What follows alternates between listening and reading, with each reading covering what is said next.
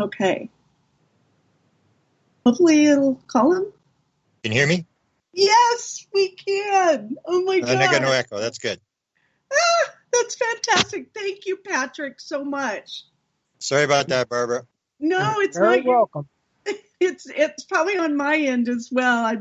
I just want to, Guy, I'm so excited about you coming on the show. And it was like Christmas. I mean, I followed your work for so long, and you have quite the reputation as a researcher, and all of your books that you have published on so many subjects that we could probably talk for weeks. And so, welcome to the show. Welcome to the sure. show. Go ahead, and whatever you want to talk about, let's talk about it. Okay, yeah. Well, my first one that was most important for me right now was the musicians and the message in the music, and your book, Tuned In, the Paranormal World of Music. That one just for some reason really hits me. So I know you're going to be talking tomorrow as well on this subject. So it's here, and I understand that you first started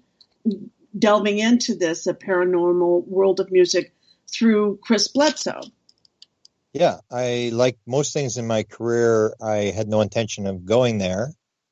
As I always tell a joke, I'm not so much anymore, but I was a total musical idiot. My whole family was musical, but I had never played an instrument, couldn't have cared less, didn't listen to music. And suddenly I had a fairly close connection with Chris Bledsoe, the experiencer in North Carolina, because I had met him in 2012 at an event in Philadelphia. And then I visited him in North Carolina. I had this very bizarre experience. I don't know if you know about with the dog. I had like very paranormal experience with him. And so I was listening, whatever Chris said, I listened to very carefully. I realized there was high-level people all the way up in the government that were watching him. And he phoned me up. I guess it'd be about 2014, and that's when the whole music thing started. He said, I got a message for you from the Guardians. And I said, oh, really? And the Guardians are the beings that he was dealing with, that he had discovered under hypnosis in 2008. And so I said, well, they got a message for me? Really? I was kind of amazed. And then he said, yeah, they want you to know that the message is in the music. And I sort of stopped and I went, oh, well, Chris, you may be talking to the wrong guy. I said, because I have no interest in music. I explained, I had, my sisters were musical. I worked in a group. My father built theater organs. My mother was a church organist for many decades. And, but I played sports, and that's all I really cared about. So anyway, he just kept talking, and he said, oh, well, I think the songs, one of the songs you should listen to is Kashmir by Led Zeppelin. And it's like, I had no idea what this song was. So I said, okay, yeah, whatever. And he just kept talking. And then it's almost like the phenomena, whatever the intelligence behind the phenomena is, I call it the theory of wow. They know how to hook you. They know how to get you to go wow and drag you into it. So the next thing he said, oh, and the other song I think you should listen to is After the Gold Rush by Neil Young. And I said, what? Neil Young's involved in this thing? And he goes, yeah, I think so. And I live in Winnipeg, Manitoba, Canada, which isn't famous for very much. It's like I always make the joke, it's a place in Canada where not even people in Canada want to visit. It's sort of the coldest major city in the world, although it hasn't been very cold in the last couple of years. But anyway, what we've had is a number of very famous musicians have come out of here. Neil Young being one of them. He was born in Toronto, but he grew up in Winnipeg, and then he moved to California. And the other was the Guess Who, which was a band that was outselling the Beatles here in the 1960s, and they came out of Winnipeg. And there's a number of other sort of famous musicians that came. So when I said, Neil Young's involved in this thing? And he goes, yeah, I think so. And the song is After the Gold Rush. So I thought, oh, I'm going to check this out. And so that's what got me dragged in. And when I looked at the song After the Gold Rush, if you look at the lyrics, it's basically the experiencer message that 39% of all experiencers, when they're on board the flying saucer, will say they saw the screen. Like you can ask them, did you see the screen when you were on board the ship? And if they've seen the screen, they know exactly what you're talking about. You don't have to explain it. They go, yeah, they showed me the screen. And then I said, well, okay, what do you see on the screen? And people will see a giant wave They'll see environmental devastation of the earth. They'll see nuclear destruction and this kind of stuff, or giant fires. And so the message in there was, he talks about being in a bombed out basement. This is written in about 1970, 68, 70. And Neil Young is singing, and he said, he talks about the silver seeds, the flying saucers coming to pick up the chosen ones. And if you've read Yvonne Smith, if you've ever interviewed her, she did a lot of regression research, wrote 2 books called The Chosen. And that's what they call the experiencers, as if, people think it's sort of a random event that people are being taken. And the more you look into it, the more you realize these people that have agreed to this, and they are the chosen ones. They are actually carrying a message. And that's what Chris Bledsoe's thing was, that he was chosen. Yeah. And I come from a near-death experience too. That's where my whole thing started Wow. From this, it was a catalyst for total change in my life. And so when I saw your book on the messages in the music, and it hit something that resonated with that higher level of consciousness that's coming through. Yeah, that's the thing. And that's the other thing is near-death experience is closely tied in. I mean, 37% of all people who did the free survey on experiencers, UFO experiencers. Did we lose you, Grant? Can you not hear me? Connection was lost. Oh, shoot. Hang on. Okay. Barbara, he's fine. I can hear him loud and clear. Okay. The connection is totally lost. Okay, so I see my speaker got turned off for whatever reason. But anyway, so 37% of all experiencers claim that they had a near-death experience. That's almost 8 times the national average. I'm actually writing a book now, although I got sort of sidetracked by psilocybin, but I was writing a book which is going to be called Extraterrestrial or Maybe Not. And that looks at the whole phenomena of what are we really dealing with here, because people just assume it's extraterrestrial. And the more you look at it, the more it starts to look like it may have some extraterrestrial connection to it, but it's much more complex. And the one is the near-death experience. If you take a look at people who've had near-death experiences versus people who claim they've been on the ship, if you were to take out the sort of the nouns that would identify who they are, you couldn't tell a difference between the two. For example, near-death experiencers will report that they can't wear watches, they affect electronic equipment, lights will turn off, they have paranormal phenomena happening around them. And it's the same thing that people on board the ship will report, this sort of weird phenomena. So there is a definite connection. Or if you look at Whitley Strieber, who's written a number of books, he wrote the book Communion, in which he was told what the cover was going to be. And I've gotten this sort of thing, being told what the cover is going to be, what the name of the book is. So Anne Strieber was reviewing all the letters that they got after the Communion book came out. And they got a couple 100,000 letters. And she came out of the room one day and she said, Whitley, whatever we're dealing with has something to do with death. And that's what I'm going on this route now, that there's a very strong connection between the UFO phenomena and near-death experiences. And the question is one the other? Is the other the one? It's almost like they are almost the same sort of thing. There's a direct connection between them. Hello, Grant. I don't hear Barbara, but you're fine. I don't know where she went. Oh, okay. So I'll just sort of relate. I just extend on this, and if you can bring her back in, fine.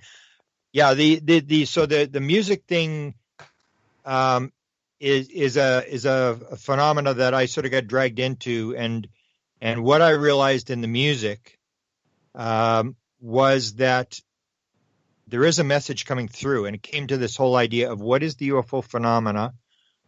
What is it doing, and is it carrying a message? Because most of the experiences, if you talk to an experiencer, somebody who claims that they've had what you'd call an abduction experience or a very close encounter or whatever, you can ask them. You say, "Do you believe you're on a mission?" And almost every single one will say one of two things. They'll say, "Yeah, I'm on a mission," and they'll tell you what their mission is, or they will say, "Yeah, I think I'm on a mission. I really don't know what it is, but I think I'm on a mission."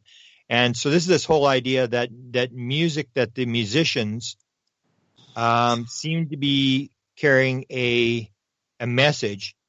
And the other thing that connected to that was that I had 2 download experiences. I used to do the presidential stuff, all this kind of stuff. And in 2012, I had this download experience.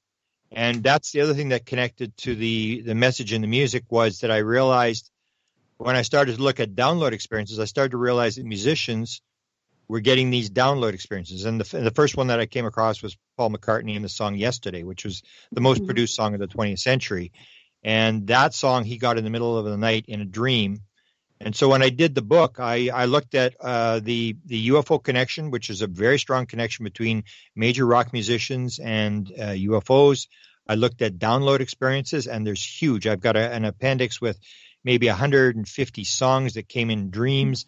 And I've also got an appendix which has maybe 100 and some odd songs where people get them very, very quickly, like in 3 minutes, 5 minutes, 10 minutes. And these are not B-side songs. These are some of the most famous songs of all times. And so when I do the lecture, I put these songs out, and people just go, wow. They can't believe it, because they know the song, but they don't realize what happened, how this person got the song. So that's basically a rendition of this whole thing. And it's a very, very bizarre paranormal world. I wrote a book. There's a guy by the name of Michael Luckman who wrote a book before me about it called Alien Rock. And when I was doing my book, he was doing a second book, another 300-page book on the connection between UFOs and music. And then he had a stroke and died. So I don't know what happened to that manuscript, but he had a lot more. There's an awful lot of bizarre stories about how this works. I have a dear friend of mine, Kevin Estrella. Yes. Yeah. He has quite a story as well, a pyramid on Mars. And it's if you, with all of your research in it, where do you think it comes from? Then if it's UFO ET, or is it beyond the paranormal, beyond UFO ET, beyond, is it a connection with source itself? Well, that's when you get into this whole thing. I had a second download experience. The first one was the idea where I've been looking for the answer from 1975 on. So the first download I got basically said one thing. It was 3 ideas came into my head, and it came, if you've ever had a sort of a mystical experience or a noetic experience, it comes with absolute certainty, like you are seeing reality. And what the reality I was told is, this is consciousness. This has got to do with consciousness. That's the answer to what you're looking for. And so in 2017, I had a second download experience. And that experience, I had 24 things came to me. And basically, it was saying to me, sort of like how the universe worked. And it was just these ideas that came into my head and said, is the world made out of nuts and bolts? And that's what we sort of think. It's like smaller and smaller bolts and stuff. Is it made out of nuts and bolts? If it is, then that's one world. But if it's made out of consciousness, that's a completely different world with completely different rules. Is it one life? If it is, then that's one world with all the rules. But if it's multiple lives, everything changes. Is it random? Is the world random? If it is, then that's one world. But if it's not random, if it's patterned, that's a completely different world. And so I got these 24 things. So that's, I think, what you've got to go to understand what we're dealing with. You've got to get to these basics, because what it was basically saying to me is, you think it's this, it's this. You think it's this, it's this. You've got everything wrong. So when you look at what this phenomena is, it appears to be physical. It appears to be beings. But when you start to look at it and start looking at it as if everything is consciousness, the ground of being is consciousness. And then you see that it's changing. And I say this because I've been in this since before Jesus was a carpenter. And I've seen the patterns. And I keep telling people who are new in the field, I'm saying, you have to realize what happened in 75 when I started doesn't happen anymore. What happens now didn't happen in 1975. And that's where I get into what I call the theory of wow. It's almost like they're changing the phenomena. So before 1961, there was no grays. Before 1988, there was no reptilians. Before 2015, there was no what I call beam photographs, these photographs of these beams. Before 1982, there was no crop circles. And when I started, there was ground traces where the thing would land and would leave tripod marks and burn out the grass and all this kind of stuff. That has not happened for 25 years. There used to be windows. People would see crafts flying around with windows. That doesn't happen anymore. When I was first doing the phenomena, it was flying around and it was dropping what was called angel hair. Now, if I talk to young people who are working on it, they wouldn't even know what you're talking about. But in the 60s, 70s, and maybe the early 80s, people knew what angel hair was. It was happening all the time. The UFO would fly by and it would drop this sort of like spider web stuff, and people would try to gather it up and try to get it analyzed, and it would sort of melt and evaporate as fast as they could try to gather it. So that's where I started getting this idea that was given to me. Is this the theory of wow, that whatever the phenomena is, I always call it the intelligence, because I think it's all the same thing. I wrote a book just published called Contact Modalities, and I was asked an experiment or an article for Ray Hernandez. Now, Ray Hernandez, when I first went public with the idea that it was consciousness, came to hear a lecture. I was in Florida. I was lecturing. 2 days after he heard my lecture, he had this experience, an out-of-body experience, where he was taken out of his body off the Miami freeway, and they showed him a wheel, and this wheel was spinning, and there was these visuals on the wheel. And basically it was remote viewing, psychic phenomena, UFOs, ghosts, all this kind of stuff. And this is going around, and the middle was consciousness. And it said, you're parsing all this stuff. You're saying this is this, and you'll see this in the thing. The channel want to talk to the UFO people, and the UFO people think that the channelers and the mediums are crazy. It's all the same thing. It all is the basics of consciousness. So when I wrote this contact modality book, I put it all together, and I had 70 different contact modalities. So whatever your shtick is, whatever you're doing, it's a what Bashar, the great alien channeler, would call a permission slip. If you think it works, that's how you get in the field. Everything is in the field. So when you have a near-death experience, you'll have the example that you may have had this. When you have the near-death experience, you know the answer to everything in the universe. And that's what UFO people were claiming. 40% of all UFO experiencers say at one point during their experience, they knew the answer to everything in the universe. And that's why I would say to people, you're wasting your time looking at sightings. You're wasting your time looking at metals. You've got to talk to the experiences. Why would you not talk to somebody who claimed that at one point they knew the answer to everything in the universe? And you'll get that in psychedelics. You'll get that in people who do meditation, where suddenly they are awakened and they know the answer to everything. They have the reality. And when they come back into the physical world, when they lower their vibration, it's like when you wake up from a dream. The left brain starts to come online. It shuts off the filter, and you lose it all. It's like water going down a toilet. You're going, no, this dream. I got to remember this. And it's going as fast as you can try to remember it, and it cuts it off. So what the contact modality is to learn how to get in the field, whether it's using meditation, hypnosis, psychedelics, whatever you're using, people can get in the field. And so what the musicians is happening is most musicians, almost all musicians, are right brain creative people. And if you look at Roger Lear, who did the alien implant stuff from UFOs, he said two things. He was asked, what's common between all people who are these abductees that you've taken the alien implants out of? He said, there's only one scientific piece of evidence that I know for sure. They're all right brain creative people. That's defining a musician. Right brain. They're able to pick up the signal, whereas a lawyer, somebody like that, can't pick up the signal because they're very analytical left brain. The left brain is creating the noise that you can't hear the signal. The signal's there for everybody. So these people are able to tap into it. So if you take a look, for example, and I list this, how many musicians cannot read and write music? Like basically every one of them. The Beatles, the Stones, Barbara Streisand, Jackie Gleason, who produced 20 albums, had his own orchestra, produced 20 albums, could not read or write music. Most of them can't. Coldplay cannot.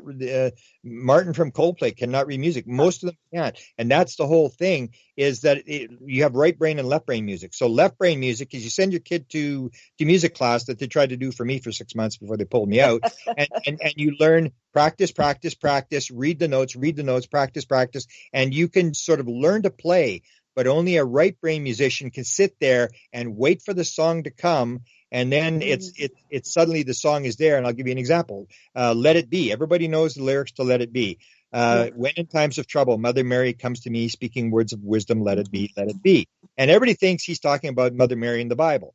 And when you actually go and research and find out what the lyrics meant, his mother died when he was 14 years old. This is Paul McCartney. And he writes this song about 20 years old or whatever. and he has the end of the Beatles were breaking up. Harrison had left the band. Yoko Ono was there. Everybody hated Yoko Ono. It was all falling apart. He had divorced his wife. They had drug problems. It was a very trying time for Paul McCartney and the Beatles. And his mother comes to him in a dream, and she said, "Paul, it'll be okay. Let it be." That's where the song comes from. And you see this. The musicians are able to tap into the field and pull the stuff out. And a lot of them, Michael Jackson said he was embarrassed to actually put his name on a song. Or there's a very famous song, Himmer's called, it's played in most weddings. But this song, the guy that composed the song will not take royalties because he said he did not create the song. It just came from instantly. And you'll see that all the time. It's the same sort of thing. And that's why I say you get the experiencers, because UFO experiencers will claim the same thing.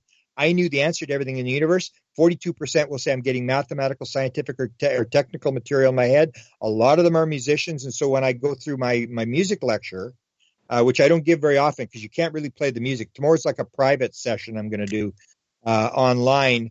But if you go on YouTube, you can't use the music. So you're going to actually hear the song. So I played the little clip of the song so you know what song I'm talking about. Mm-hmm. And what you see is this constant pattern of songs in dreams, people getting these things instantaneously, and the number of I list off all the people that I think are experiencers, and it's a lot of major musicians who are experiencers, or musicians that thought they were alien. And the prime, there's maybe about a dozen of them. The prime one was John Denver. John Denver believed he was from the constellation Lyra. And you get this kind of stuff that these musicians believe this kind of stuff.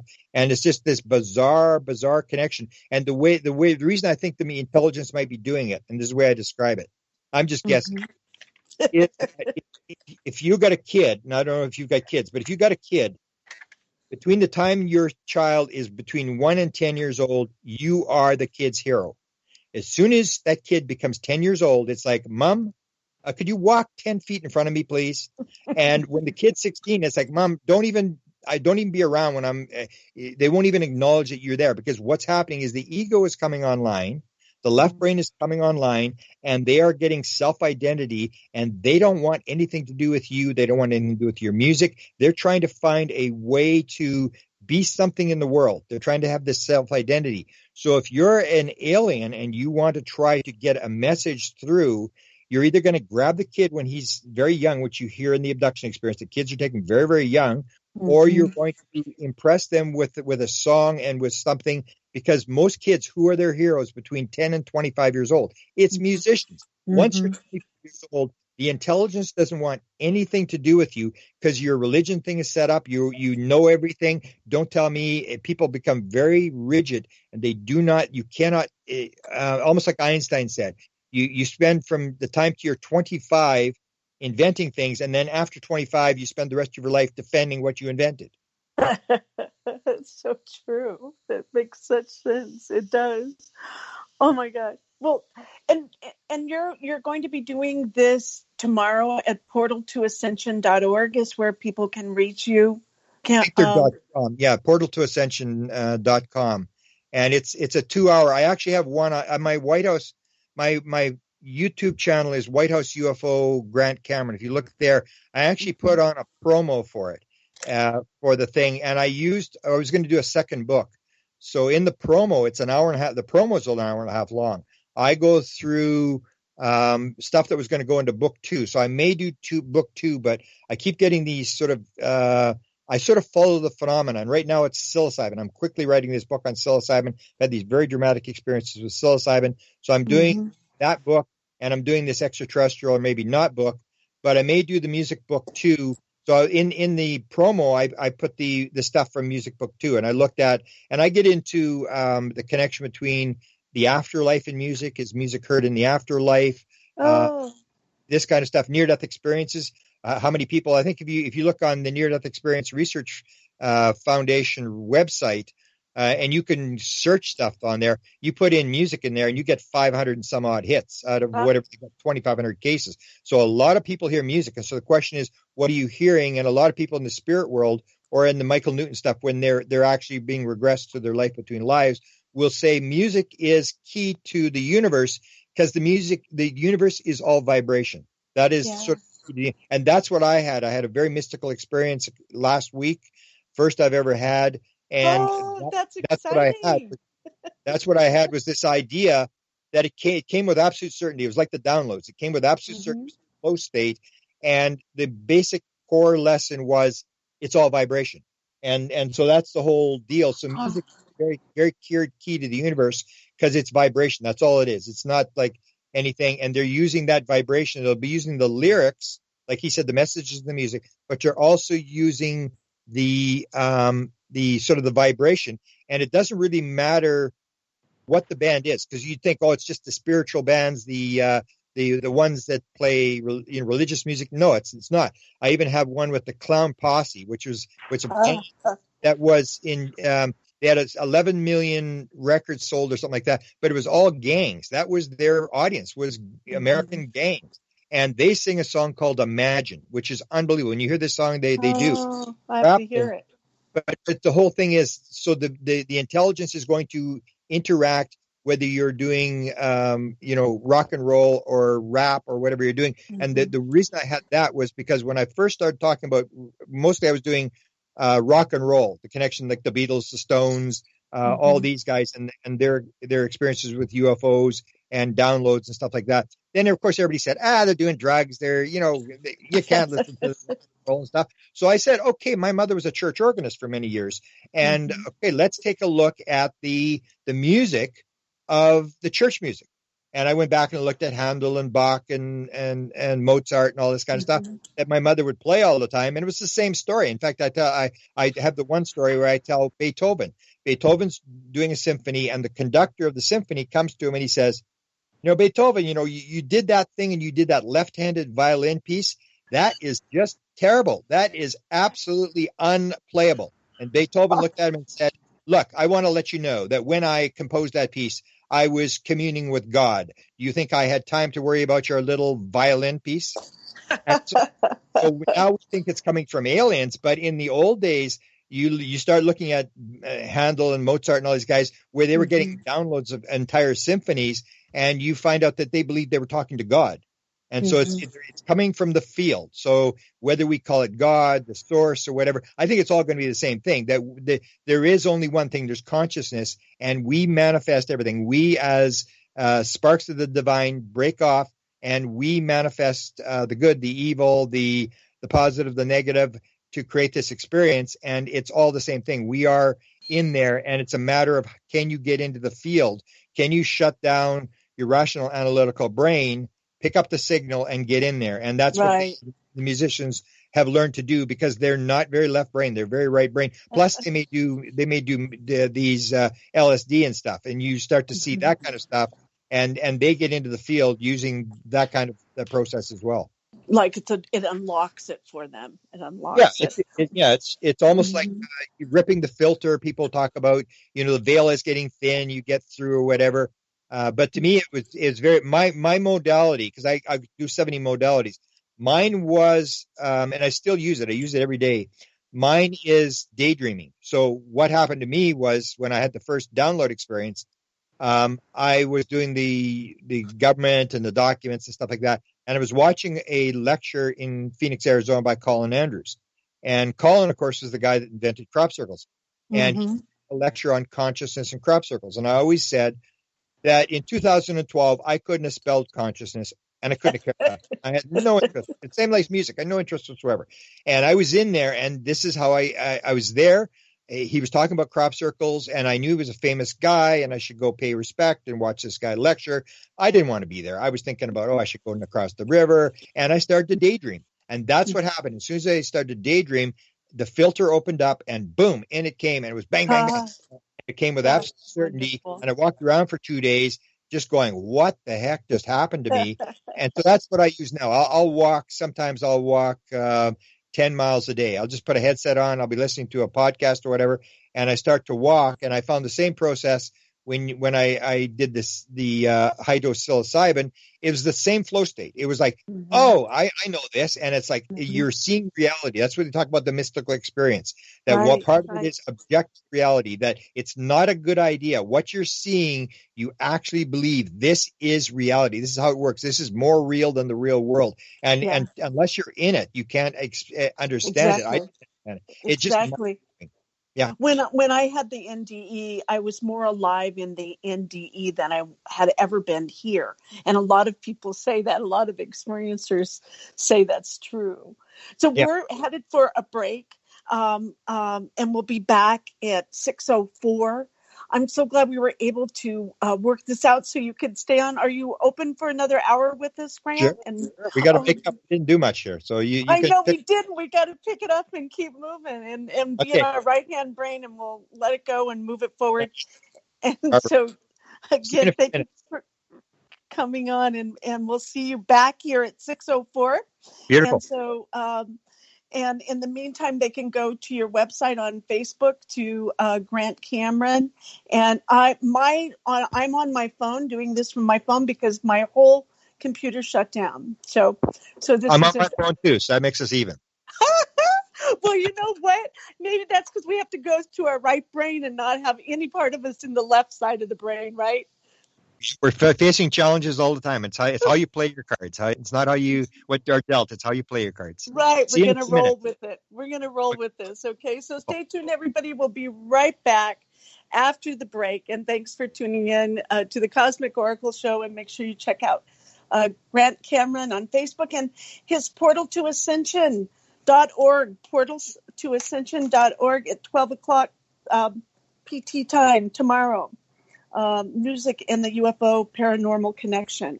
Okay, we'll be right back after this break. Yeah. So you will still be live until 6:04. Okay. Thank you. Thank you, Patrick. Sure, Barbara. Now, the break music will come in another minute, maybe. You have that time because you can hear it come in. Oh, okay. All right. Well, then we'll let everyone know that they can go ahead and go to portaltoascension.org and register for Grant's lecture tomorrow. I'm going to be doing that, and they make it really simple. So stay tuned. We'll be right back with Grant Cameron.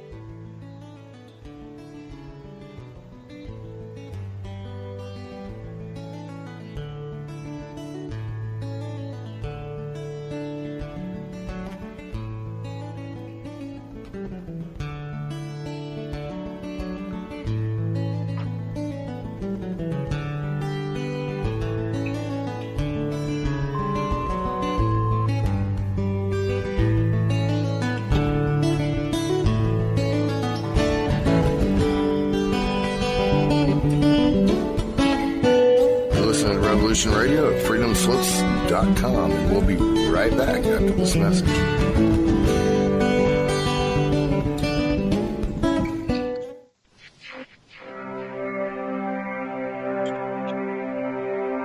Most guys freeze. That's your cerebral cortex looking for an answer it doesn't have. See? Even your brain knows you're screwed. The body's filling with adrenaline right now, whether you know it or not. The heart's beating fast. It's getting a little harder to breathe. The neurobiological system is telling it to run, but your knees are too weak to move. Fear is not real. The only place that fear can exist is in our thoughts of the future. It is a product of our imagination, causing us to fear things that do not at present and may not ever exist. That is near insanity. Do not misunderstand me. Danger is very real, but fear is a choice.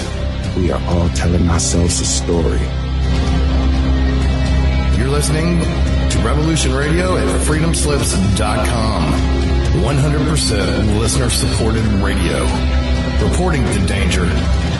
Unafraid. Right here, where information never sleeps. Revolution Radio.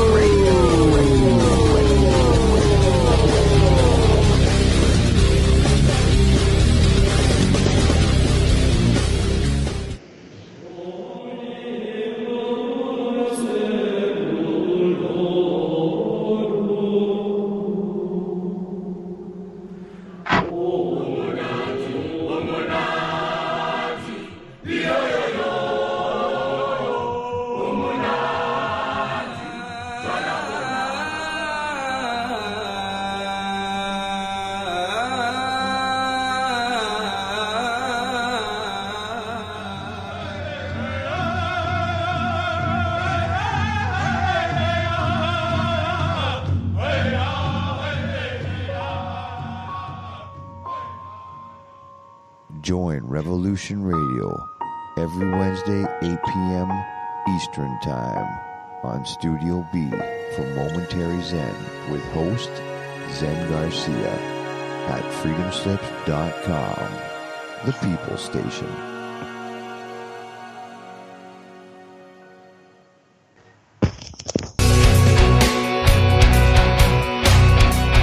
All right. Thanks for listening while we took that short break here at Revolution Radio, freedomslips.com. And now we're going to get back to your host.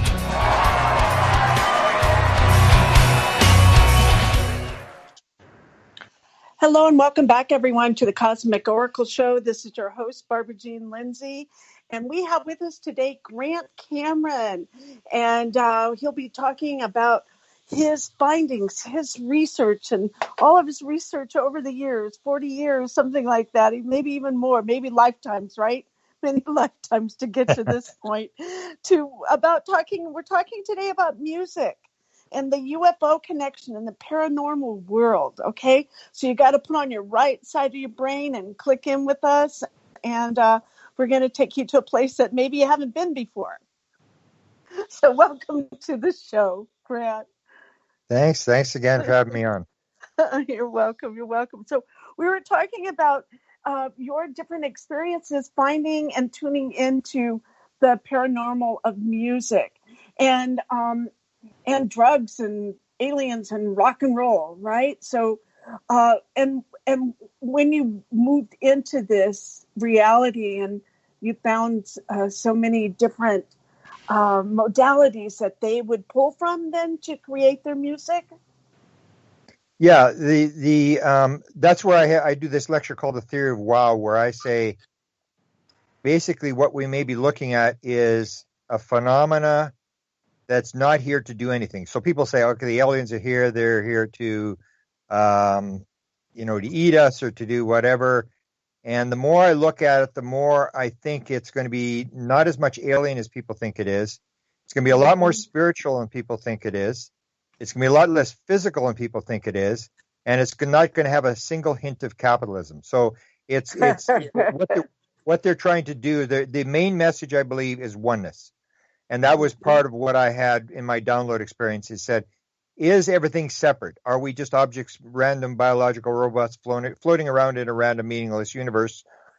Or are we all connected? And if you get the whole idea that it's one, that's the main message that they're trying to get across. It's all one thing. And you'll get that in all the modalities, all the things, even the aliens. So you have a guy who's abducted. He wrote a book called Children of the Greys. At one point during his experience, he's talking to the tall gray, and he's really upset because they took his kid and he hates them or whatever. And he said, okay, let me ask you, what's your concept of God? And he said, the tall gray looked at him and he said, we are one with the one who is all. And he said he was so floored, he had to sit down. He couldn't believe it. He was just awestruck by this answer. And you see Bashar says the one is the all are the one. And you get this message of oneness. It's all one thing. So that's the main message, I believe, coming from the experience with the UFO stuff. But when you start looking at what's happening, for example, everybody's all sort of tied up now in the Nimitz, if you're familiar with the UFO stuff. The Nimitz, the Nimitz, and the UFO was there, and all this sort of stuff. And Jacques Vallée sort of summed it up. He said, Nimitz was a UFO sighting 15 years ago. It's time to get over it. It's just a UFO sighting. And that's what they do. So I say, I make sort of a little analogy. What happens if they're on another planet, which they may not be, they may be in another dimension, but I think it may be more that than another planet. But they're teaching the kids, okay, the grade 1 class, they say, okay, we got these people, they just detonated an atomic bomb, because that's when it started, when we did Trinity in 1945. That's when this whole thing really got going. And so they say the kids have got the matches. We got to get this message of oneness to them. We've got to turn this thing around. We've got to save this planet, because a lot of them have made the message. They're not really here to save us. They're here to save the planet.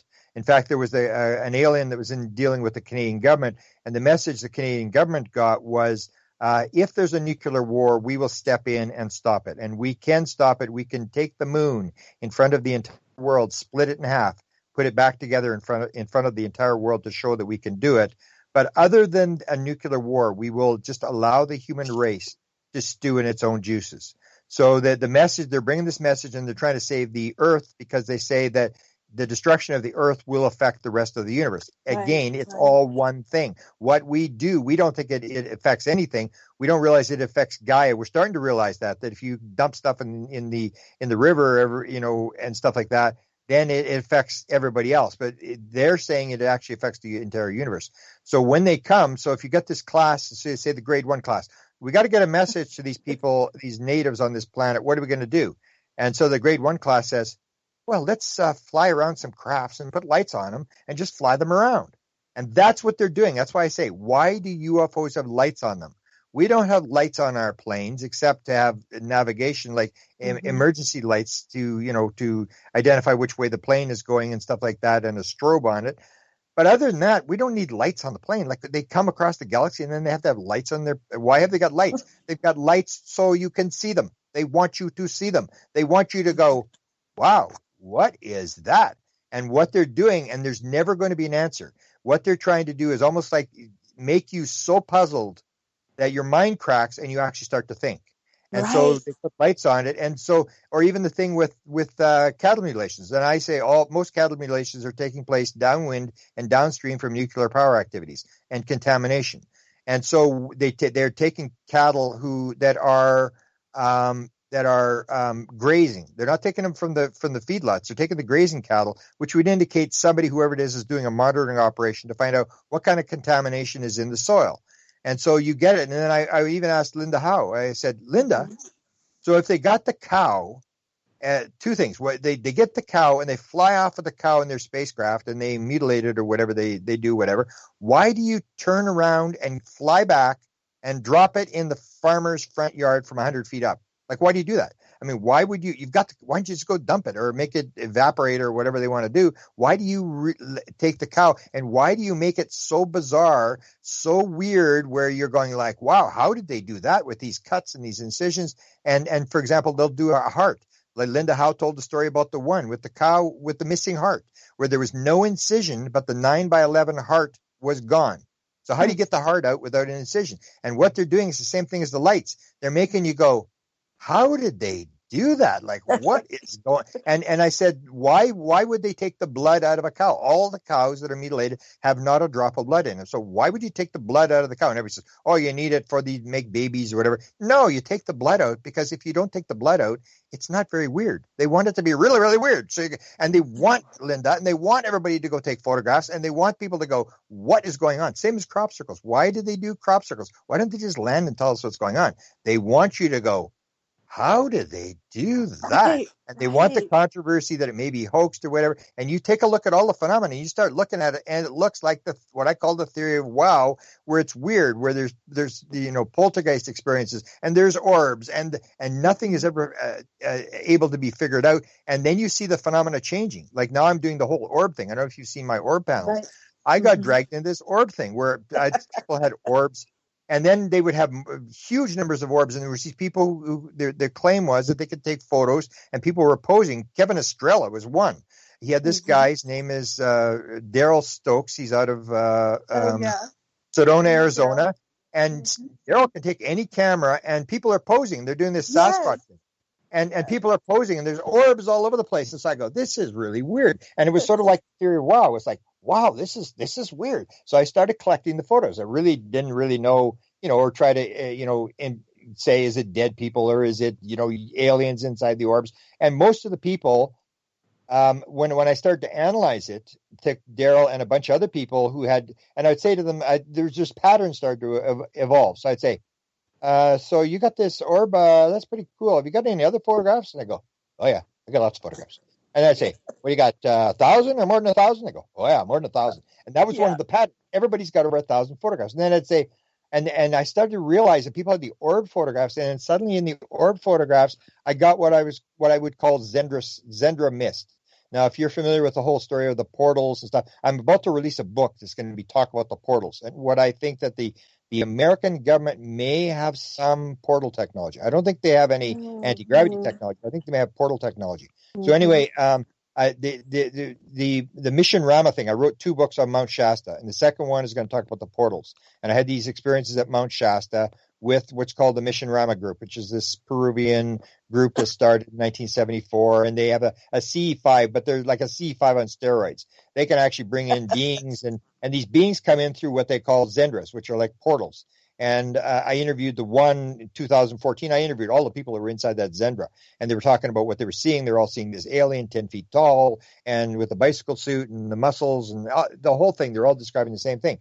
But when I started to see that they were talking about this mist that would come off the ground, and they weren't allowed to let go of each other's hands until they got through the mist. Then you're inside the Zendra, inside this portal, and then this being appears, and everybody's getting a different experience. There's 7 people, all having different experiences, all looking at the same thing. And so I called it this Zendra mist. And so I started to realize that people who were taking, and Chris Bletsoe was the first one. So Chris, if you know his story, has the burning tree. And I won't get into the burning tree. If you know the story, he has the burning tree and all this bizarre stuff. He's healing people. And he starts showing these photos of the tree when the intelligence is coming, and it's this smoke. And this smoke, weird smoke is around the tree and stuff like that. And I go, that's kind of weird. And then I noticed one of and it may have been Daryl Stokes' photographs, but I have maybe 15 people who have these 1,000+ collections. Some have 150,000 photographs and of these orbs. And then I would say to them, I noticed that Daryl Stokes had this smoke in his orb photographs. And so I'd say to somebody, like I had a girl from Macedonia, and she's a very sort of high-level person. We can't identify who she is. And so I said to her, Annetta, have you got any photographs with smoke in them? Oh, yeah, I got those. You want to see those? And I started going around. All the people have these massive collections of orbs. Yeah. And they say, have you got this smoke stuff? And they would all have the same smoke. And then one, Chris Bletsoe showed me the first one, 2000. This is why I said there's a pattern. September 2015, Chris gets a photo of a beam coming out of the sky, like the UFO shoots down this beam to his feet. And there's this beam photograph. I go, that's kind of cool. So I kept it. All of a sudden, I saw another one. Somebody else had one of these photos. A woman from Tucson, Arizona, who gets these. Her name is Teresa. She will not be interviewed, but she posts this stuff. It's unbelievable. She's got this collection of 10 or 20 or 30,000 photos or whatever. She's sort of handicapped. She's not well. She takes these off her trailer, outside of her trailer and stuff like that. And she has all these, some of them have like 100 of these beams in the sky, just crisscrossing. And so then I'd ask people, you got the smoke? Oh yeah, I got those. And I'd say, let me ask you, do you have any with beams in them? I go, oh yeah, I got those too. You want to see those? and you'd get this pattern. And then they'd say, you want to see the pictures in the beings looking out of the orbs. And I never can see them, but everybody believes there are beings inside those orbs, dead people or whatever. I can never see it, but that's a part of the pattern. And the other part of the pattern is they're all experiencers. And you start looking and you get this pattern of about 15 different things. So it's not just orbs. It's this pattern of these people who could answer every question. And I can predict if I can see someone with somebody just posted a beam photograph from Los Angeles. I did just a lecture online there. And they beam photograph, and I can guarantee you, I would go to that person and say, have you got smoke photographs? And they go, oh yeah, I got smoke photographs. And it's patterns. So you start to see this. So why are they doing this? And it's the same thing. You can't figure it out, but it sure does make you think, and people are getting into it. So the phenomena is changing. It's not just UFO phenomena. It's all this poltergeist stuff or apports. I don't know if you've had apport experiences. I got dragged into that as well. I mean, I talked to Ray Hernandez, who ran the Free Foundation, which is 3,200 experiencers. And we're at LAX and we're waiting for an Uber, and the Uber's not coming. And I said to him, Ray, So you got 3,200 experiences. And I say you've got to talk to people who have near-death experiences, and you got to talk to people who've had abduction or been on the craft and stuff like that. Otherwise, you're wasting your time. You're never going to figure it out. Those are the people with the answers. They've been in the field. They know, and you just have to listen to what they're saying and cross-index it, and they'll tell you what's actually going on. So I'm with Ray, and I said, Ray, you got these 3,200 people you've interviewed? I said, who's your best guy? And he said, Alberto he's the best. And he starts talking about these apports. I said, what? Apports? What are you talking about? He said, well, he's got these things that fall out of the ceiling. He's got swords. He's got these metal things and rings and, stones. And I go, what? What are you talking about? I never heard of it. I mean, I've been in the field for like 37 years at that time. And I'm going, what? Really? And so I write the word down, and then I go to, I'm going to a conference in Laughlin, Nevada. And I say, I'm going to check this out. So then I go, and this is where they drag you in. This is how the phenomena drags you in. So I go, apports. I got 2 days early for the conference. So I'm sitting in the hotel room. I said, I'm going to look up this apport thing. So I go, apport, UFO, apport, phenomena, whatever. And up comes an interview by Stanley Krippner, who was one of the top parapsychologists of the 20th century.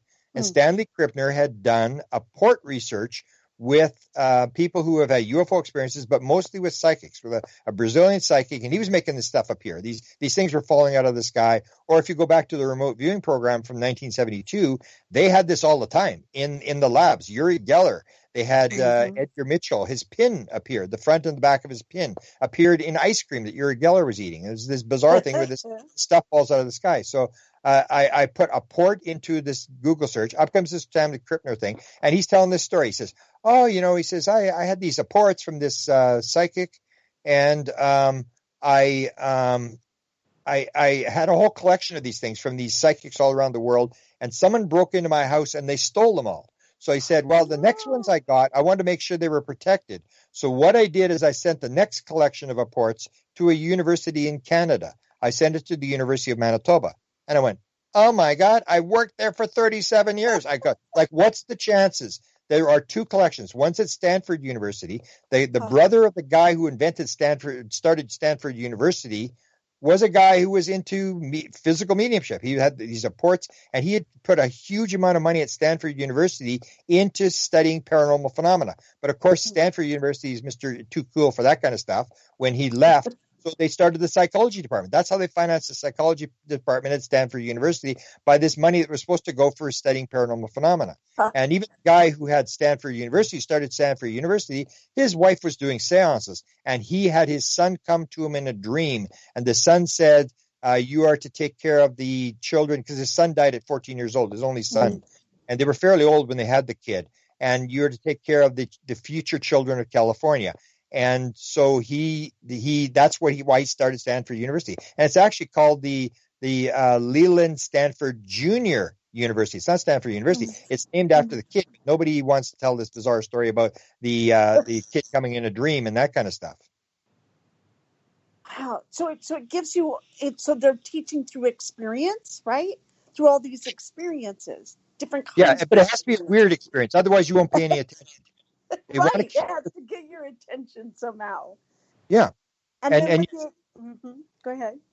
Yeah, and then when you look at all the phenomena, if you look at that first, then it starts to make sense, because we can never understand. Or like, for example, if you follow the UFO thing, I don't know how much you follow it, but the UFO thing, the big thing now is TTSA and the Nimitz thing, where and there's this threat. They were on the off the coast of Florida, and these things were flying. They're a threat because they were coming within inches of these planes, these balls inside of boxes, and they were small things, and they were flying within inches of the plane. And I'm going, that's the theory. Wow, it's like they want to go like, watch this, because that's what happens in physical seances. You go into a physical seance, what happens? As soon as it starts, the trumpet starts to fly around the room, and it's zipping around, and it comes within a half an inch of your face, and it's zipping around as fast as can be, or it comes up and it touches you on the nose, just gently on the nose. It's the same thing. It's this idea. It's like, how do they do that with the trumpet? How do they go flying around in the room in the dark without hitting anybody with this trumpet? Because it comes very close to you. They're doing the same thing. It's this theory of wild thing. Same as in the physical seance thing. These apports are appearing all over the place, and people pick them up and they go, oh, look at this thing fell out and it would landed in my lap or whatever. And it's that same sort of idea that that they want your attention. And then, and one person said to me, because I was lecturing about it, and they said, Grant, this isn't a circus. This isn't a circus. This is important stuff. This is important message. And I said, listen, this is the way it works.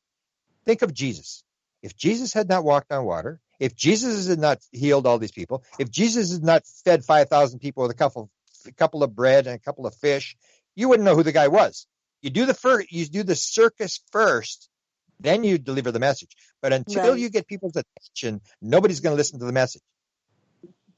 And it's almost like the vibration, you have to come up and meet that vibration before you have the experience. In a way to take it through, it has to do with a connection you have to make. It's kind of like firewalking, my best analogy, where you have to bring your vibration up to an equal to that of what is going on. Yeah. And that's why I say these people that it's a modality, that people will do the modality, whether they're reading cards or whatever. That's just the thing that they use to raise their vibration. So there was an experiment done in Canada. It's called the Philip Ghost experiment. I haven't ever heard about it. It was done in the 1970s in Toronto. And what they did is they created a ghost. They actually made up a ghost. His name was Philip. He was in the 16th century. And he has this wife, and he has an affair on the wife, and he commits suicide from the turret of his castle. And they make this whole thing up. And then they do meditation. So they're meditating, trying to get this Philip to appear. And he doesn't appear. And then someone says, well, you should do what they do in physical seances. And what you do in physical seances is you do the music thing. You sing, you're jovial, you're laughing, you're singing, whatever. And they said the first time they did it, suddenly Philip appeared. And this is the idea. They created Philip in their mind, but it was this connection that they connected in. And that's what you see in these physical seances, is that you have to sing. The same as if you do the CE5 thing with the Mission Rama people. What they do is they do the meditation, and they do the mantra thing. So you're doing this mantra, and what you're doing is raising the vibration. The lower their vibration, you raise your vibration, and you meet in the middle. But and this is an example that shows you that this is true.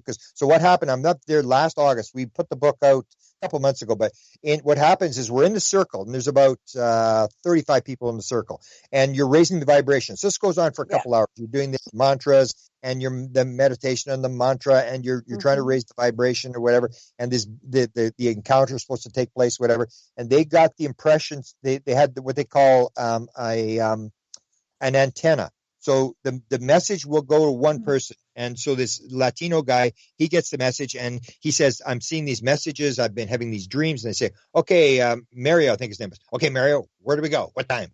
And then he said, it's about midnight, and we got to go up in the mountain, and there's this triangle. This triangle has appeared, and I've got to find the triangle. So they're doing all this thing going on in the circle. They're raising the vibration. And then it's time for these people to go. So they say, well, who wants to go? So 10 people decide they want to go higher up on the mountain because there's going to be this encounter with this being. So they leave. So what happens is everybody stops chanting. Everybody stops the thing. And these people are all breaking off to go up onto this group, and they're getting in cars, and nobody's doing anything. Everybody's just sitting in the circle, and they're going to do what's called a crystal ceremony, where they get these crystals, and they put, I don't know if you know I won't get into it, but it's called a crystal ceremony, an initiation. And I was looking forward to this because I'd heard these stories of what happens in these crystal ceremonies. So they're going to do this, and they've got this spot outside the circle. They got this spot where the crystal ceremony is going to take place. The energy has been raised. The vibration has been raised in that circle. And these two women are there with Enrique Villanueva, who is running the group. But anyway, this group breaks up. These 10 people leave. They got their cars. They're driving off in cars. It takes about 15 minutes. And then they say, okay, start chanting again, start the meditation thing, start the mantras again. We start the mantras, and I can see these two women are walking around, and something's wrong. I can tell. They're walking around. They're at the edge of the circle. I'm going like, how long is this going to take? Let's do this crystal ceremony. What's going on here? And they're chatting with each other, whispering, whatever. And then they say, we just want to let you know the vibration in the circle has dropped off completely. We need you. Try to get up the vibration. Maybe we can get it to come back on. The vibration's down. And that's what happened. You broke the circle. You broke the mantra. The energy went in the circle. So the crystal ceremony never took place. Now, those people were up on the mountain, and they did have an experience up on the mountain, and they said, "Oh, we feel sorry for you guys. I mean, we had this, something happened up there. You guys didn't have anything." I said, "That was one of the most important lessons I ever had in my life." I thought this was absolute nonsense. Oh, we're gonna do mantras and raise vibration. This is nonsense.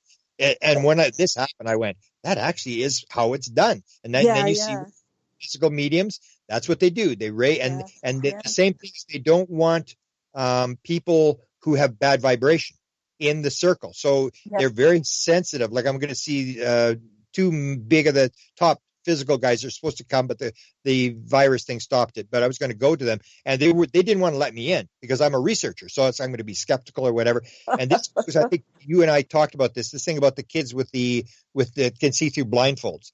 And yes. There's a prime example that talks about these. So these kids are being trained to see through blindfolds.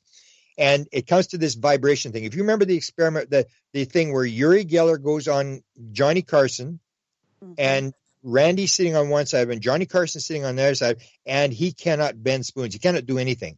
And it's all embarrassing. And it's like Uri Geller's a fraud. Look, he couldn't do it, whatever. And when you see this experiment with these kids, so it is in Great Britain. So the kid is being trained and can read books with the blindfold on. They can play games, play ping pong. It's just weird. I mean, just unbelievable. They can see with these blindfolds on. So anyway, the mother usually brings the kid to the practice, to the training. The one day the mother can't, so the father brings the kid to the training. The father is a skeptic. So the kid's got the blindfold on, and she's reading a book for Nicola Farmer, who's the woman that was doing the training. And she said, suddenly the father came because he's wondering, like, I can't believe this is going on. So he comes walking over, and he looks over the kid's shoulder to look at the book to see, how is this working? Like, he's really skeptical. And the kid suddenly says, I can't see anymore. And then Nicola says to the father, can you back off, please? Just move away, please. And the guy takes a bunch of steps back, and suddenly the kid says, oh, I can see again. And that's the thing, is your vibration. And that's what happened to Uri Geller, is Carson didn't believe in it, and neither did Randy. And they were able to create this negative field that broke it. So this is the whole thing with mediums, that they will not, if you're skeptical, they don't want you in the room. Because you're gonna break the you want everybody positive, you want people singing, you want this vibration, and you don't want some deadhead in there who's going to cause trouble in a physical thing. Otherwise, the beings will not appear. Yeah. Do you think that with the people who've had the NDEs, that their vibration then is changed forever? That it's just a constant upper? It's a higher vibration than normal? Yeah, that's where you get this thing with they actually did it with UFO experiencers, where they actually show the person says, I think I was taken last night. And then they have these machines where they can actually register the field around the person. And it's really high. I can't remember what the actual measure, how it works, whatever. But that's why I say, where you see this thing with near-death experiencers who will report that you can't touch a computer. The computer gets all mixed up, or they can't wear watches. And it's exactly the same thing as being reported. And it's the idea that you have this field, you come back with this field, which so when you come to near-death experiences, when I get into the extraterrestrial thing, what I'm going to say is, I'm going to get very controversial. And this comes to this idea of this download thing I've got, that you've got to understand, how does reality work? We're making a million assumptions that are wrong. It's a physical universe. There's time and space. No. You start to see, no, this is all wrong. And this idea, if you take a look at the guy who came up with black holes and with the wormhole idea, his name was John Wheeler. He won the Nobel Prize for physics. He said, there is no out there. And if you get into Chopra and you get into all these people, you get into this idea, there is no out there. There is no time. There is no space. There is only one electron. There's only one thing. And that when you have an out-of-body experience, you do not go out of your body. You go in. When you have a near-death experience, you go within. You don't go without. It's all within you. Yes, and it's the whole with the blindfold. When I saw those kids with the blindfold, and I interview on my White House UFO Grant Cameron YouTube channel, I interview, there's about maybe 2 or 3 of them up. I've got all the 5 top people in the world that have done this training, that train for this stuff. And it's all basically the same thing. When I saw the kid with the blindfold, I said, This is out of body. This is near-death experience. Because you have the near-death experience. Say the person has a near-death experience, they're on the operating table, and they leave. And then you get all these people, they got 30 different crazy explanations of why this is just random, it's meaningless, there's no God. I'll, go down that road. And they say, well, they just remembered it came in after they came back or whatever. I say, I don't care what you've got to say. Whether the brain's alive, whether the brain's dead in a near-death experience, the one thing is absolutely for sure. And that is the fact that when you have an operation, they tape your eyes shut so your cornea does not get scratched during the operation. I don't care what anybody's got to say, when it came, how it came, whether the brain is dead or alive. That person saw the doctor. That person described the doctor, the nurse described what was going on. And you can say you heard what was going on. But when you say that they saw and they can describe, their eyes are closed. It doesn't matter whether the brain's alive or dead. Their eyes are closed. They're not seeing. And so when I saw these kids with a blindfold, I said, that's what's happening in a near-death experience. That is the sight they've got. And it's the whole idea is we assume because your visual is so heavy in your consciousness, you believe that you are inside your head. And when you start looking at it, no, you're not inside your head. Your brain is a sender receiver, but the consciousness is non-local. It's all over the place, and you are not seeing out of your head. And that's why when you have the near-death experience, your awareness may appear it's inside the body. It can go wherever it wants. It can go to another dimension down and talk to God and Jesus and whatever. It's the consciousness is non-local. It can go wherever it wants. And so that's the important thing about these blindfolded kids is this is critically important. If you can see without your eyes, then you got to start to wonder, how are we actually seeing? We're not seeing with our eyes because we think we are, and we're hearing, we are gathering all this stuff together, but the consciousness is not inside your head. It's somewhere else. Inside your head is completely dark. There are no speakers inside your head. There is no screen inside your head. The awareness, the consciousness is somewhere else. And that's where when you start thinking about those things, then you start looking at UFOs, paranormal phenomena, psychic phenomena, whatever. You see it completely different, and you start to understand what might be going on. Yeah, and your connection with it, right? Your connection with it. Yeah, you are it. Yeah. Mm-hmm. Yeah. That's the critical point, is the oneness. That's the number one message. That's where people, even if you get into the controversial virus thing, people say, well, what's with the virus? I mean, what's this? And I say, if you understand, it's oneness or separation. And if you have like oneness, you can have a situation where Stanton Friedman's files are, which is New Brunswick, which is a province in Canada, where the death rate from the COVID virus is about, it would be about 3 people per million. The rate in the United States is about 550 right now. So like 200 times the rate that is. So what's the difference between the two places? The difference is it's the oneness versus the independence. So in the United States, it's independence. It's I am an individual. And it's like when you have cells. So you have the cells of a body, they all work together. It's this oneness concept that you are one with the Gaia. You are a cell in the body and you're supposed to do what you want. When you get into separation, when you start to believe in separation rather than oneness, then it's like the bombing of Great Britain during World War II. Everybody's supposed to turn out the lights. So the Germans can't find out where London is. They can't find the city to bomb it. Everybody turn out your lights. Now it's like, I am an individual. Do not tell me to turn on my lights. I will turn on my lights. And it's not that it's wrong, but when you get the individual, you got like 80 trillion cells in the human body, and they all do exactly what they're supposed to do. When a cell decides, I'm not going to do what I'm going to do, I'm just going to gather, I'm going to continue to reproduce, that's called a cancer cell. And we have 80 trillion cells that are all doing whatever they want to do. And it doesn't mean that's wrong. It just means that the result of it is that it all becomes disorganized, that if you get together and you all get on the same page and you have the one as the most important thing, you have a situation where, like in New Brunswick, where Stanton Friedman's files are, there is like literally nobody died. Literally none. So it's not that it's, the Chinese fault or Hillary Clinton or Donald Trump or whatever. You've got to realize things are happening for a reason. And the critical thing, and this, I wouldn't have known if I hadn't had this download experience, but it came with absolute certainty. It was this idea, it's oneness or it's separation. It's like a beehive. If all the bees decide to do whatever they want to do, the beehive is going to fall apart. Right. And there's a beauty if we can get back to the harmony of it, even though we can have a unique perspective of it, but we have a connection with it. And so in that is a beautiful orchestration if we can get back to the balance of that. Yeah.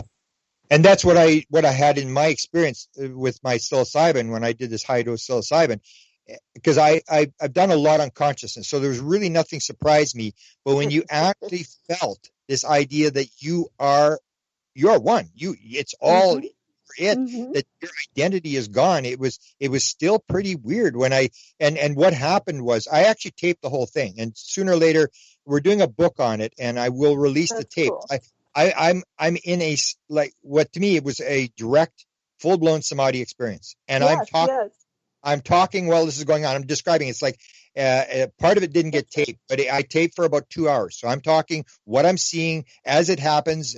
First, I'm seeing this sort of a mist with the colors and stuff like that. I feel this pressure on my chest, and all of a sudden, boom, I'm in this experience. And it was this oneness idea. And then it would be the thing where I had no concept of time and space.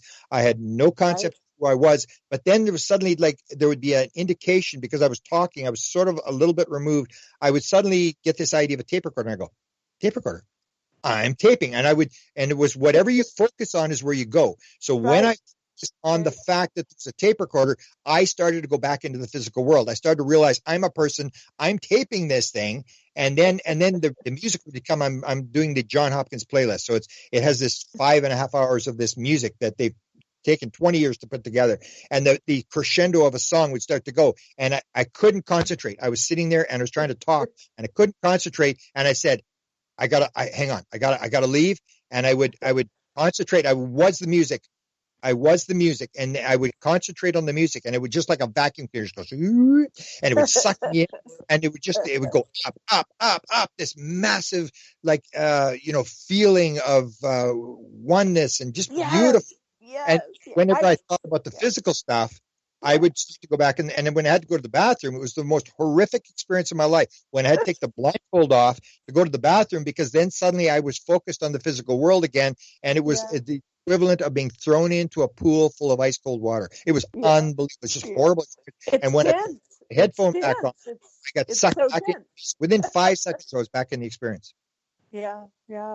Well, and with, I've had the NDE myself, and where I became one with everything.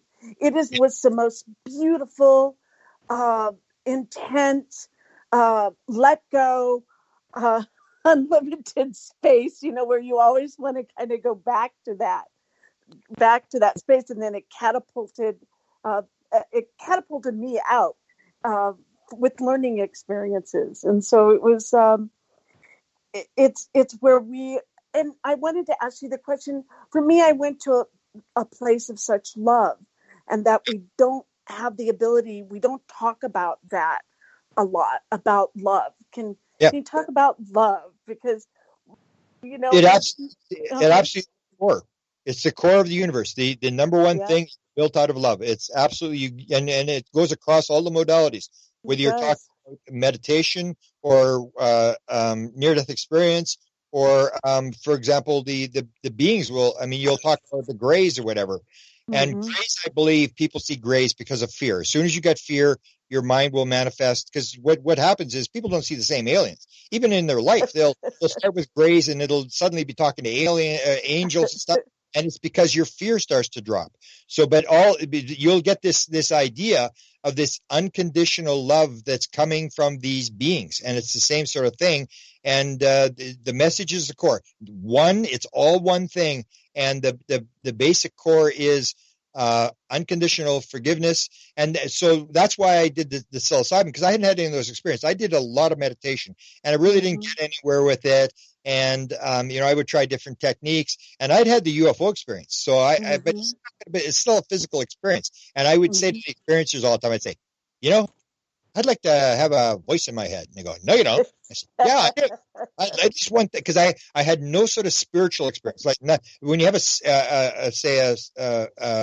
samadhi experience, or a mystical experience, or like a near-death experience, then you know it's not a physical world. And because it's absolutely certain, it's something that you can't explain to people, that this is the way it is. It's more real than the real world. You're the one that's in the dream. And they go, oh, come on. And everybody says the same thing. But it's this core thing. So I always wanted to, I was trying to do lucid dreaming.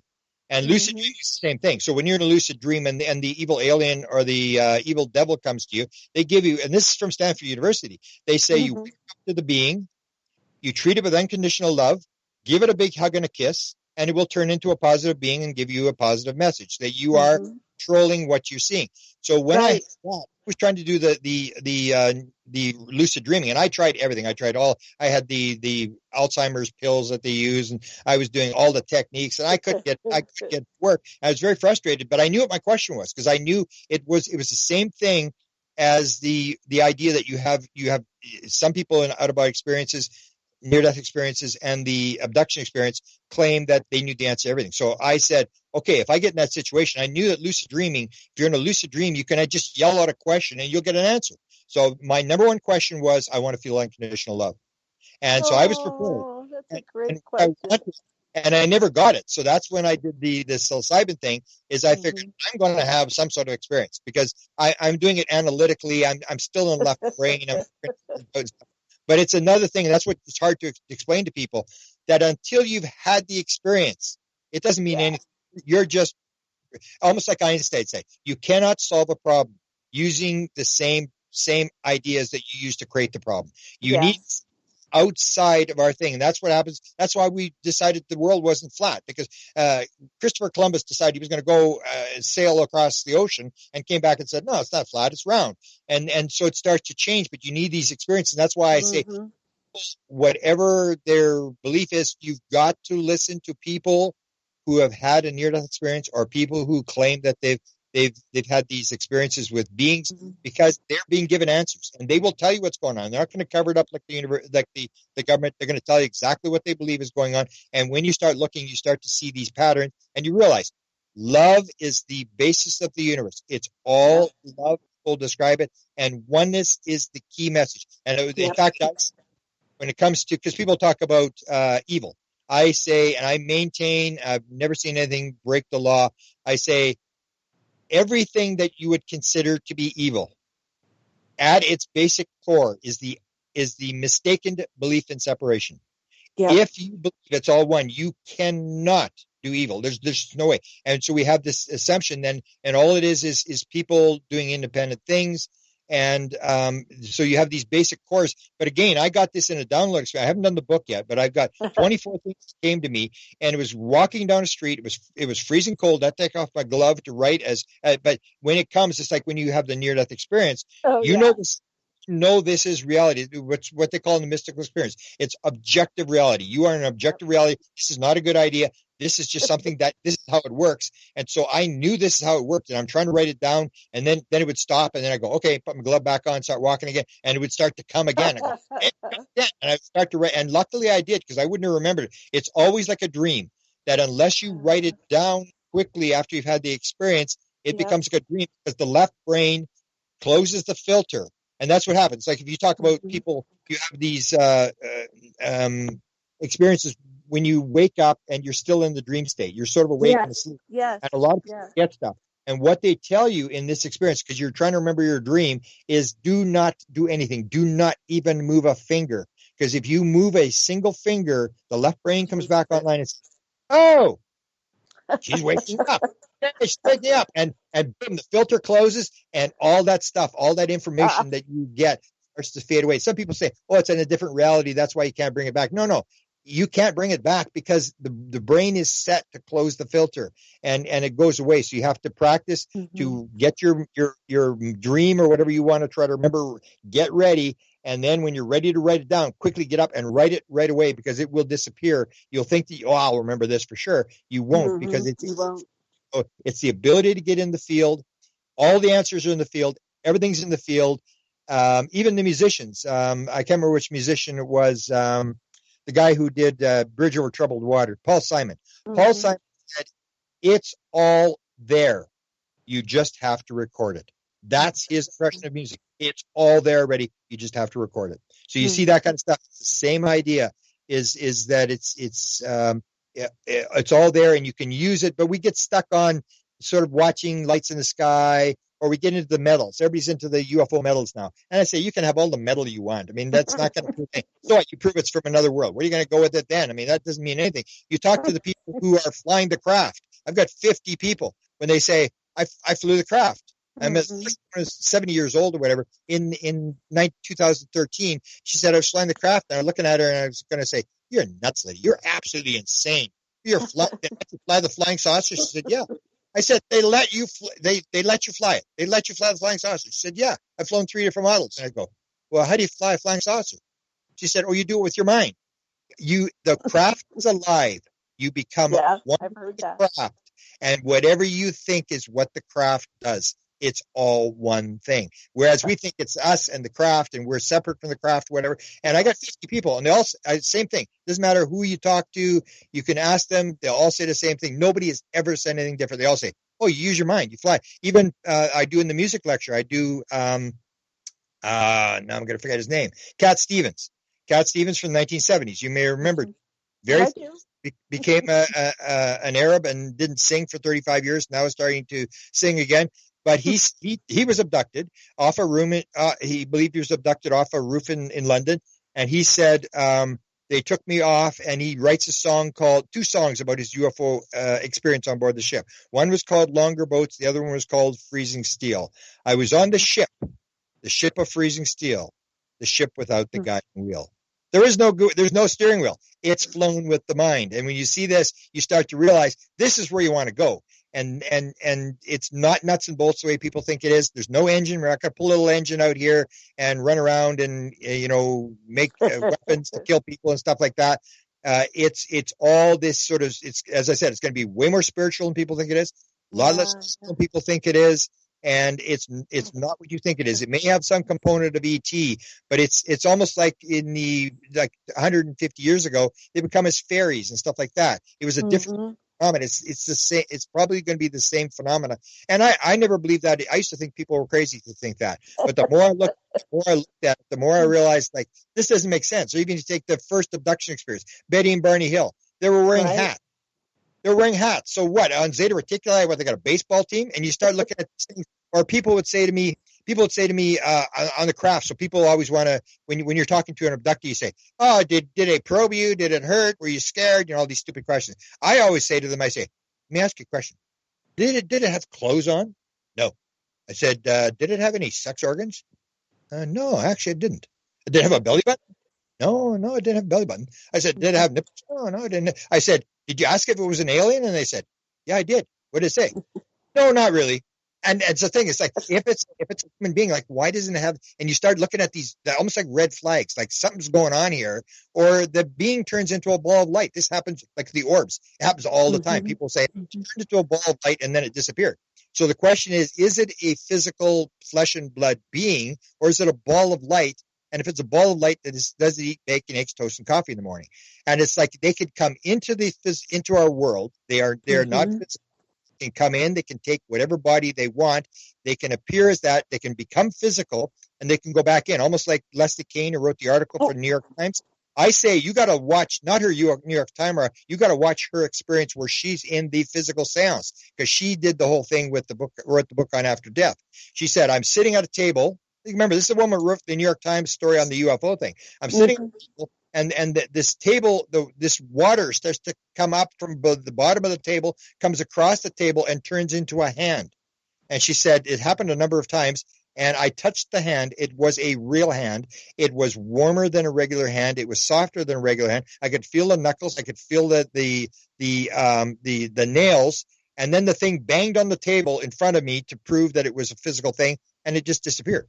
That's when you start looking at how does reality actually work, that they're doing the same thing. The dead people are coming through ectoplasm, forming into physical, and then going back again. We just think it doesn't happen. But if you get the intelligence, the aliens are no smarter than we are. The dead people aren't any smarter than we are. They just know a few things that we don't know. And if you start to look at the stuff, you start to learn that this is not as physical as you think it is. They're coming across, they're almost like, and I'll give you the final example, then you can ask a question. My father was very skeptical. My father would always argue with me about this stuff. He was a pilot for the Canadian government or whatever. And, he was interested, but he said, it's all questions. There's no answers to this stuff. And he'd be all frustrated. 2 days before he died, his father came to him, who died in 1956. And my father played the skeptic. He wasn't religious. He hated all that kind of stuff. And my mother was there. He didn't tell me. Probably didn't tell me because he knew I was going to tell him. I told you so. But 2 days before he died, his father came into the hospital room. My mother comes and he said, "My dad was here today." And my mom says, "Oh yeah, really? So what did he say?" My father says, "He was just here. That's all you need to know." And so here's my father, the skeptic, is telling his dead father's there, and he's not even amazed by this. He just said, "This actually happened." So the question is, if you have reincarnations of fact, because that was one of the things, is it one life or is it multiple lives? If it's multiple lives, then my grandfather lived 1,000 different lives. So why does he come as my father's father into the room? Why didn't he come as somebody from the Roman Empire or 500 years ago? Because if he came as anybody else, my father wouldn't know who he was. Right, so the things are coming across and they're manifesting to you in a way that you can understand it. That they're trying to make you think. And they can come as whatever they want. They can take whatever body they want, whatever form they want.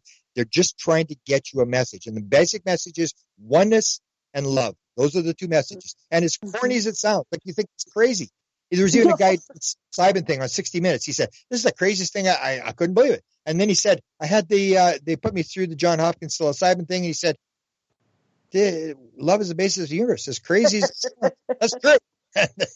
But you have to have the experience. It's I can understand you are empathetic that they can't understand it, because until you've had the experience, you can't. And that's the whole idea is that experience will change you. People arguing, like Stanton Friedman argued with skeptics for 61 years. He never convinced anybody. You'll never convince a skeptic. After 25, they've got, and I've got my ideas. It's experience that changes your viewpoint. When you have the experience, then you change. Yeah. And do you think, we just have a few more minutes left, that if we're energy and vibration, just like the beings that we see, UFOs, ETs, or orbs or whatever, that we can also pop in and out of our body, right? And be able to move and go, and that we're not just stuck in, or not stuck, but in this body avatar. Yeah. And it's a matter of learning how to do it. And the only way you learn how to do it is to talk to the people who are doing it. And people don't want to. They say, "Oh, it's anecdotal. These people just believe they have these experiences." It's like, it's all anecdotal, man. It's going through your head. I mean, you think it's real. And that's one of the things that I got was, is it proved, or is it belief? It's all belief. And people sort of think it's like, "Oh, I know, you just believe." No, we all just believe, man. You just think you've been into science Sunday school a little bit too long, and you think that you're actually proving things. You start looking back at stuff where, in at the turn of the century, last century, they said we've discovered everything in physics. Or Max Planck, who discovered quantum physics, his professor told him in 1874, "Don't go into physics. It's all been discovered. You're wasting your time." Or the guy that ran the patent office in 1916 said everything that's been discovered, invented, has been invented. And we always think it's proved, but it's belief. But you've got to deal with the people who are having the experience, because they will tell you what's going on, and they've been in the field. And now that I've sort of been in the field, I know what this is about. And it's a matter of, can we gather these people, and can we get their message out as to how this will work? Because they are the ones, and the scientific community is the one's going to be really devastated by this whole thing, because everything that they believe is basically wrong. That it's different. They're starting to move towards this idea that it may be a holographic universe and stuff like that. They're making the move, but most people are still like almost like back hundreds of years. They've got these bizarre ideas, and they don't change. And people don't change. Experience is what changes people. Yeah. And we only have a few minutes left, and I would like your thought on this about trust. Is there something that's bigger than us, that it's a different way of living? It's in more of a trust, more of a let go. Yeah. Well, that's the John Hopkins, when you do the high, that's what I did with the high dose thing, because it's kind of like I was by myself, and, the ego says, you're crazy. You doing this is, you could, you're going to be by yourself. You can kill yourself, whatever. And the John Hopkins, the mantra they have, that they train you when you go into these things where they do the cancer people and the addiction and stuff like that, very high doses. The thing is trust, let go, and be open. So when I start that experience, that's what I'm saying. And that's the whole thing. Just trust, let go, be open. It's when you start to evaluate, when you start to question, and you start to fear, when you let the ego in, the ego is going to say, "Oh, you're a terrible person. This is going to go wrong."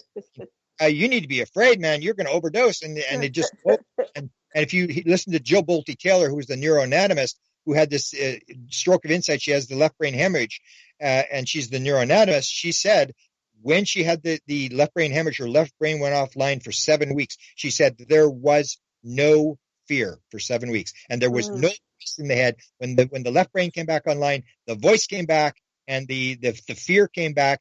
And then she learned to control the voice. And she said, you can whine and complain all you want from 9 o'clock in the morning till 9:30 in the morning, from 9 o'clock at night till 9:30 at night. And from then on, you are not to talk. And she controlled the voice.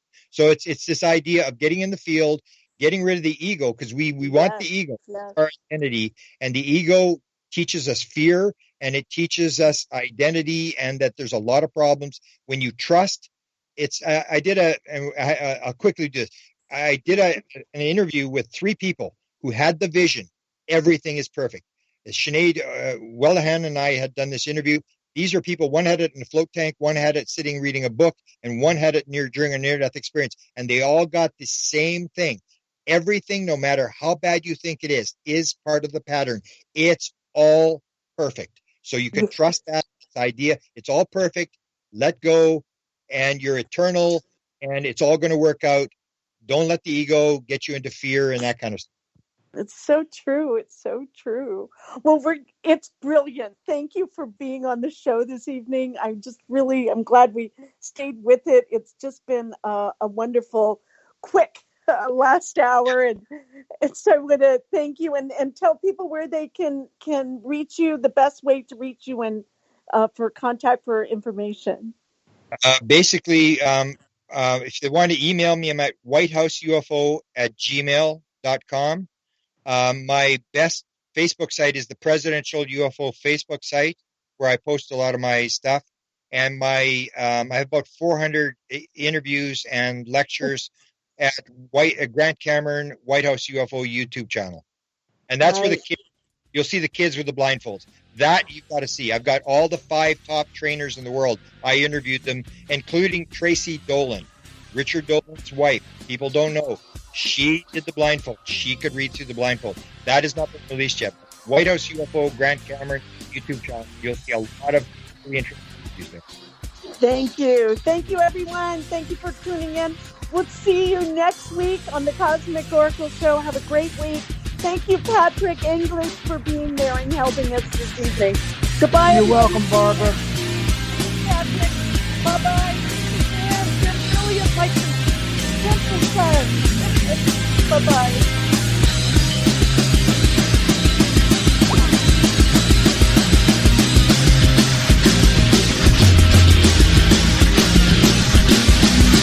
Thank you for listening to Revolution